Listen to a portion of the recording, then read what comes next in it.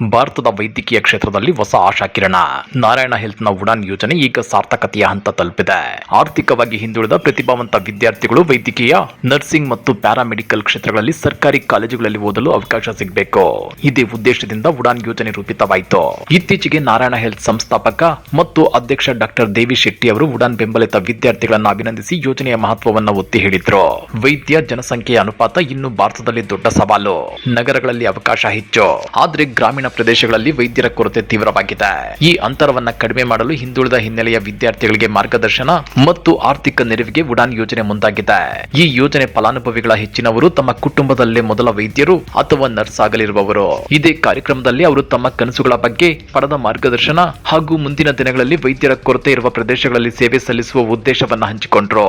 ಇದೇ ವಿಚಾರವಾಗಿ ರಿಯಾಕ್ಟ್ ಮಾಡಿರುವ ಡಾಕ್ಟರ್ ದೇವಿ ಶೆಟ್ಟಿ ಅವರು, ಯುವ ವೈದ್ಯರು ಮುಂದೆ ಬಂದು ಜನರಿಗೆ ಸೇವೆ ಮಾಡಿದಾಗ ಅದು ವ್ಯಕ್ತಿಗತ ಯಶಸ್ಸಲ್ಲ, ದೇಶದ ವೈದ್ಯಕೀಯ ಕಾರ್ಯಪಡೆಯ ಬಲವರ್ಧನೆ ಅಂತ ಹೇಳಿದ್ದಾರೆ.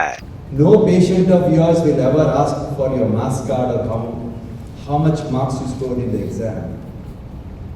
They will look at your face and look at the empathy, and then they will agree to do whatever you want.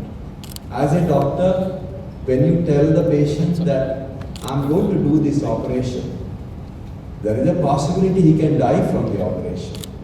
And they take the decision to undergo the procedure in less than 5 minutes. A decision which can decide about their life and death. That decision they will take only by the way you have spoken to them and you have dealt with them.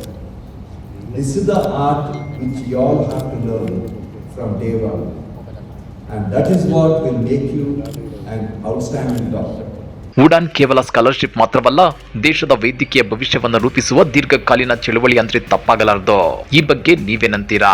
Comment ಮಾಡಿ, video like ಮಾಡಿ, share ಮಾಡಿ. ಇಂಥ ಮತ್ತಷ್ಟು ರೋಚಕ interesting ಸುದ್ದಿಗಳನ್ನ miss ಮಾಡದೆ ನೋಡಬೇಕು ಅಂದ್ರೆ ನ್ಯೂಸ್.in YouTube channel ಅನ್ನ ಸಬ್ಸ್ಕ್ರೈಬ್ ಮಾಡ್ಕೊಳ್ಳಿ.